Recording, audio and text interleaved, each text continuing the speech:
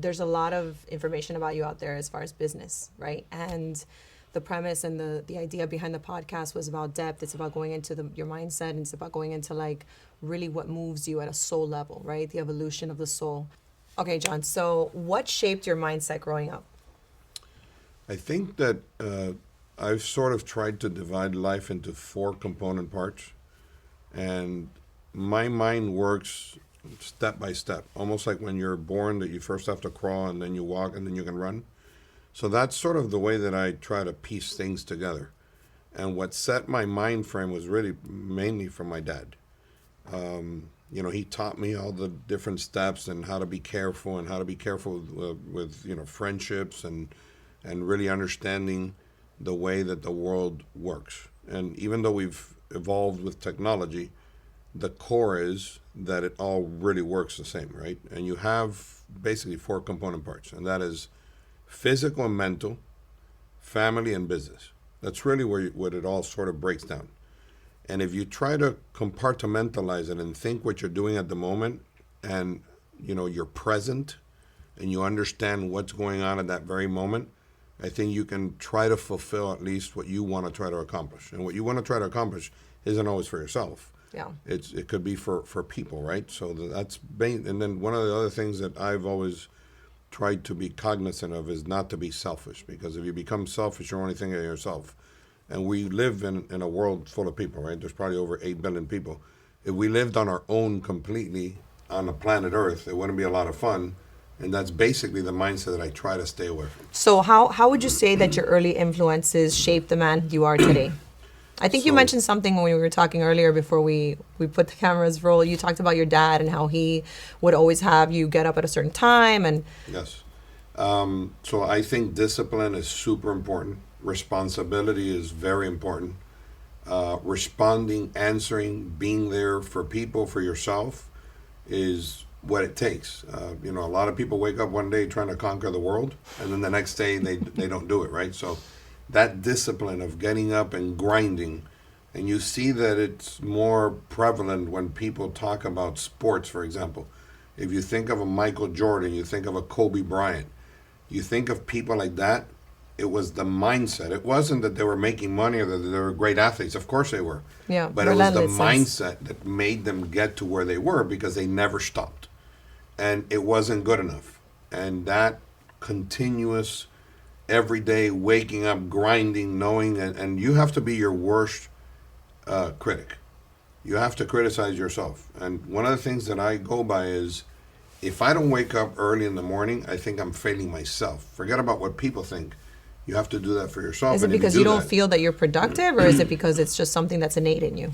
I just think that, I'm wasting time. That time is valuable. Time is the only thing that you can't replace and you can't buy. And when you provide time to, whether it's a person or a family or a business, putting in your time is the most valuable asset that you have. Yeah, you're never going to get that back. You're never going to get it back, and you can never replace that which has already passed, right? And when you start to think of the way that things happen, is the past is gone, the present is here today, and the future is uncertain. You can try to plan for it, but it's uncertain. So you got to be there and just do it. I think Nike came up with that slogan, just do it. I feel like when I see someone like you that has achieved certain things in life, and also has like the other flip side of the coin where you have like your children and your family, and you've created this full, round life.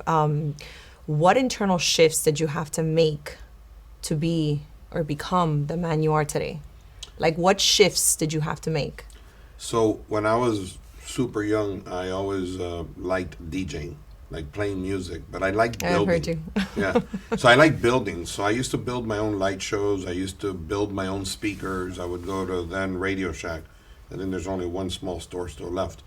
But I would like building because I like to understand things from the ground up. And when you start to understand that, I just think that you become better, because my dad also taught me this. Experience is worth more than anything that you can study. You can read a book, you can listen to a podcast, but until you don't have the experience, you just don't know what it's like. And the best example I can give is, my boys played baseball. And I used to sit behind the screen, at home plate, and would tell my oldest son, "Well, why don't you swing at the ball, Johnny?" And one day I went into the cage at 90 something miles an hour, and before you just you can't even blink, and the ball just passed you. So then you start to understand. So the experience of what you encounter is extremely, extremely important. What shapes you is you have to be malleable. If you're malleable and you understand that times change, circumstances change, if you don't shift in this society, in this community, so you're at saying all like levels. Pivot, like learn to be able to pivot. Pivot, but being comfortable with being uncomfortable. It's little different from the sense that what I call malleability is that if today the economy is in one way, right? And all of a sudden it starts to change. If you don't change with that, you're done. Look at Blockbuster. Look at some of the biggest stores like Blockbuster. If you remember, you would go out and rent a video, right? But then Netflix and it's a different world. Blockbuster went bankrupt. They didn't change with the times. I used to go to Blockbuster all the time. Yeah, they didn't change with the times. But at the time, and you're much younger than I am, but when you start to think about the evolution of things, when I started, in college, the computers were 4 megahertz or very slow. We had floppy disks. We had DSL internet. The evolution has been huge. Yeah. I still see older people using flip phones. I mean, you have to move with the times. So what does emotional strength look like to you? I think you have to be strong, not just physically strong, but mentally strong. If you're not mentally strong, and emotionally. So mentally, in my view, becomes a way of emotional strength, because everything that we do, if you think about it, comes in really through your brain. So how you feel about a certain situation controls your emotion, and how you expect people to react also controls a lot of your emotion. Emotions are built by expectation. If you expect somebody to do something and they let you down, you're emotionally let down. So it's really mostly based on it. For example, if you don't know somebody and they treat you bad, it's not going to affect you as much as if your best friend treats you bad. So that emotional stability at certain sense, and then what you really find, and this is my view of life, is people love because of the compatibility and the everyday friction. Because so what you're saying is that mindset can overcome an emotional situation? If you prepare for it. Like if I prepared that I don't care who it is, that I'm not expecting anything, and then they let you down, you're not going to be affected emotionally because you weren't expecting anything. But sometimes life hits you with things that emotionally affect you. And they affect you because you didn't expect somebody to treat you that way. You didn't expect for something to happen in the fashion that it happened. Right. So if, for example, a complete stranger told you off when you went on and walked into the sidewalk, you would be upset, but it would go away in 15, 20, 30 seconds. You just talk about, they can't believe how they treated me. Right, yeah. But if somebody that's your family member did it to you, or your best friend. Even quicker.